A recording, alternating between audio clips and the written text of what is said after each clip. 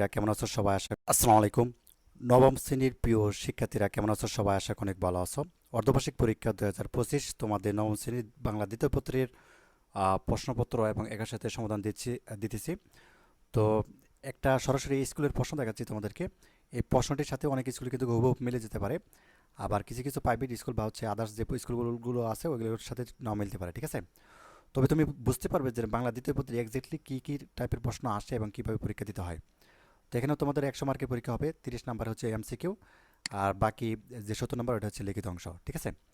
আচ্ছা, এখানে তোমাদের হচ্ছে শুরুতে 30টা হচ্ছে এমসিকিউ দিতে হবে। যেমন এই এমসিকিউগুলো তো অবশ্যই তোমরা পারো যে বাংলা ভাষায় কথা বলে প্রায় 30 কোটি, তাই না? বাংলা ভাষায় প্রাচীন নমুনা পাওয়া যায় কোথায়? মহাভারতে নাকি চর্যাপদে?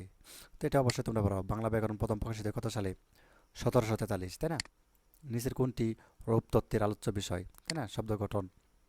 তো যা হোক, আমি তোমাদেরকে সরাসরি আরও যে প্রশ্নটা রয়েছে আমাদের মূল প্রশ্নটা, তাহলে এখান থেকে দেখো আমাদের যেমন এই 5 নাম্বারটা 4 নাম্বারটা দেখলামই, বর্তমানে লেখ্য ভাষার আদর্শ রীতি কী বলে, ঠিক না? তো এটাকে কি বলে, এটা বই থেকে অবশ্যই খুঁজে বের করে নাও। এবং নিচের কোনটি সাধুরীতি ক্রিয়াপদ, তাই না? কোনটি বাকযন্ত্র, বাকস্থলী না ফুসফুস না পিত্তকোষ নাকি? তো এটা অবশ্যই ফুসফুস, তাই না? বাকযন্ত্রের মধ্যে সবচেয়ে সচল সক্রিয় প্রত্যক্ষ কোনটি? জীব। বাংলায় মৌলিক স্বরধ্বনি কয়টি? স্বরধ্বনি কয়টি? 11টি। ব্যঞ্জনবর্ণের বিকল্প রূপের নাম কি?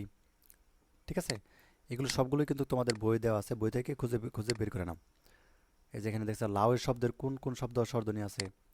তালব্য ব্যঞ্জনধ্বনি উদাহরণ আছে কোন শব্দে, তাই না?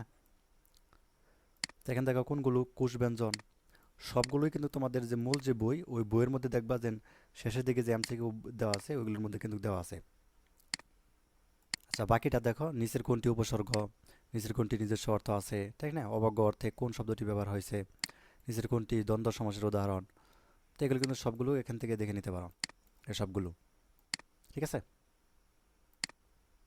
এবার দেখো লিখিত অংশে আমরা, ঠিক আছে, লিখিত অংশে তোমাদের 70 নাম্বারের পরীক্ষা, 2 ঘন্টা 30 মিনিট সময় পাবা।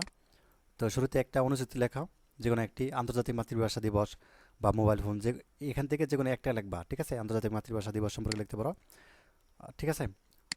আর তারপরে পত্র বা দরখাস্ত, তুমি এখানে পত্রও লিখতে পারো, যেমন স্বাস্থ্যকেন্দ্রের দুর্দশার কথা জানিয়ে পত্রিকা প্রকাশের জন্য চিঠি লেখা, বা ডাকযোগে পুস্তক পাঠানোর জন্য আবেদনপত্র, অথবা তারপরে হচ্ছে 3 নঙে সারাংশ অথবা সারমর্ম লিখতে পারো, যে কোনো একটা, ঠিক আছে।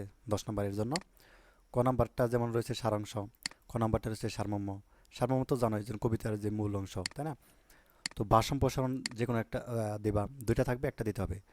অন্যায় যে করে আর অন্যায় যে সহে, ঠিক আছে।